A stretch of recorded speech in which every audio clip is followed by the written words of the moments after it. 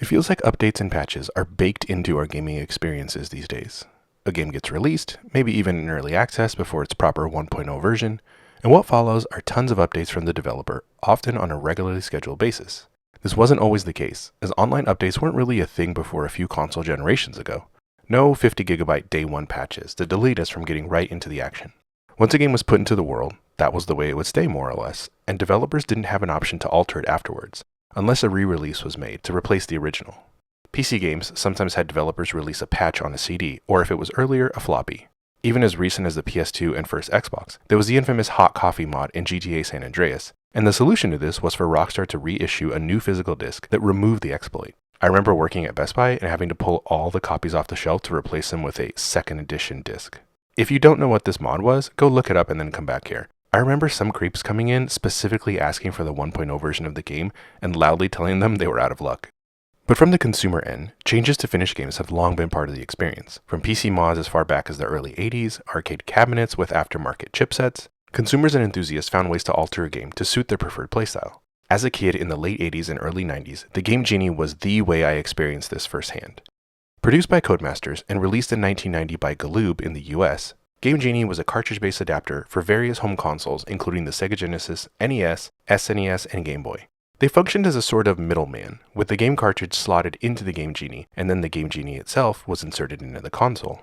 By entering specific codes at startup, the device would modify the game's code to give you exploits, like infinite lives, health, ammo, etc. Video games and the codes that made them up were essentially static, a finished product, especially for the average consumer. Except for those re-releases, you weren't going to open up the hood and alter anything. But then here came the Game Genie, and suddenly even a 6-year-old could modify their game. This was so much fun as a kid. My brother and I would go back and forth when firing up a game about which codes to use, since you only got to use 3. This is the screen for NES, where you'd enter in your codes, and honestly it looks like something out of an 80s sci-fi movie. Each Game Genie came with a booklet that listed codes for you to input for your desired modification. I don't own the booklet anymore for the NES, and while you can find them online, I've seen some conflicting codes out there. Whatever you do, don't ask ChatGPT because it gave me some that were not helpful. Seen here is GameGenie.com, and using these yielded some pretty incredible alterations. Super Mario Bros. 3, for example, had one in particular that I always remembered, called Skywalker, which essentially let you jump infinitely across the screen without needing to land. Think of the P-Wing from the game, but with jumping instead of flying. Take a look at this gameplay here, showing Super Mario Bros. 3, and judge for yourself. Other changes were not so obvious unless you know the game already. Here, in Teenage Mutant Ninja Turtles 2, the arcade game, I've applied a stronger weapon code, which you can see is killing the foot soldiers with just one swing. Codemasters manufactured different devices for the different consoles at the time. The ones my brother and I personally owned back in the day were the NES and Game Boy versions, as shown here. One interesting feature of the Game Boys was that it had buttons on the device which allowed you to turn on and off the effects of the codes, as well as a small compartment in the back which housed the codebook. They also included stickers which you could place on your cartridge directly and had some of the more useful codes printed on them, eliminating the need to flip through the booklet every time. While I've never actually seen the one for Game Gear, apparently it had these same features too. Extended use of these devices could damage your consoles. Notably, the NES version was made in such a way that you weren't able to press the cartridge down into the system like you normally would. This left the cartridge sticking out of the front of the console, and prolonged use, though I'm not sure how long, would cause damage to the pins so that eventually you had to play it this way. It wouldn't work in stock configuration without the Game Genie anymore. Wikipedia lists a few other issues among the various versions, so you can see it wasn't a perfect solution by any means. Using Game Genie hardware these days on anything other than an original console is a challenge for a few reasons, mostly because you can't use it on anything that emulates the game. So if you have an original NES, you're good, but if you're using, say, a Retron 5 or something along those lines, it won't work. You also cannot use it with the Analog Pocket, which this one baffled me at first because I assumed because it was an FPGA game that it would work.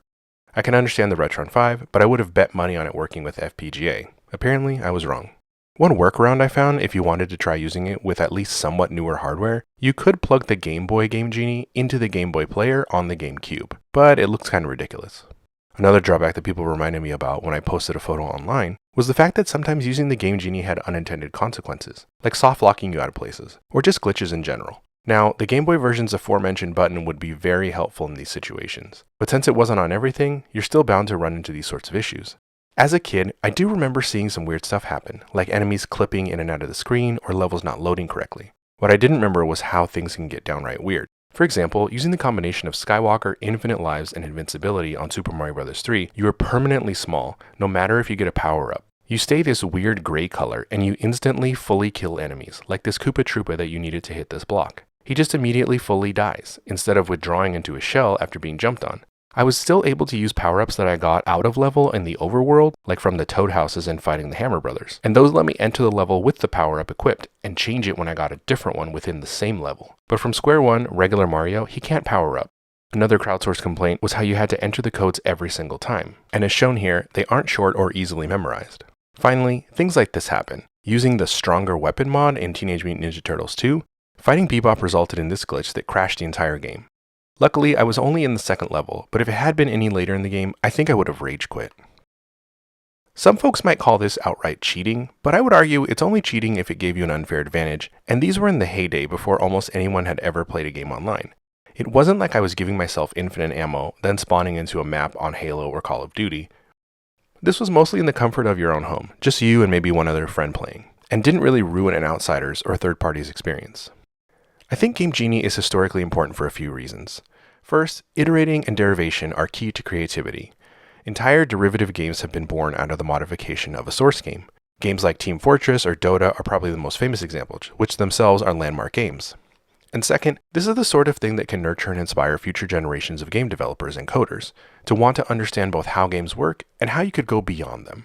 Finally, Nintendo did try to sue the original makers of the Game Genie, which led to a ruling that reverse engineering was an acceptable practice, at least in the United States. The magnitude of this ruling and impact far exceeds any analysis I'm capable of, so if any legal-minded folks want to leave a comment below, feel free. There were other devices that gave similar results, like GameShark or Action Replay. So Game Genie wasn't unique. It wasn't the first and it wasn't the last. But in the 90s, it was the way to modify your console gaming experience. Imagine being a kid and suddenly having the ability to change the gameplay of a level you memorized. You know every pixel, every shortcut, every corner of these games, and suddenly another variable gets thrown into your console that you control. It was unbelievable. The same way DLC might renew or reinvigorate a game you've played over and over again. I remember talking about it with other kids in early elementary school, and we all thought it felt like magic. And even though we know how it works now, and we don't play these games on a regular basis anymore, honestly, it still feels pretty magical. Thanks for watching. As an aside, I started working on this video a while ago, but this summer has been absolute chaos. We bought a new vehicle, we traveled domestically for some life events like graduations and whatnot, which both of those were great. But then we had some home repairs go off the rails, and to top it all off, everyone in the house got sick this past month. A baby with a high fever is really scary, and I hope you never have to experience it. My wife, like always, is amazing and has helped us navigate all of this with such serenity, courage, and wisdom, I'd be lost without her. If you haven't subscribed, now would be a great time. Leave a comment below if you ever used a Game Genie or something else to modify your console gaming experience.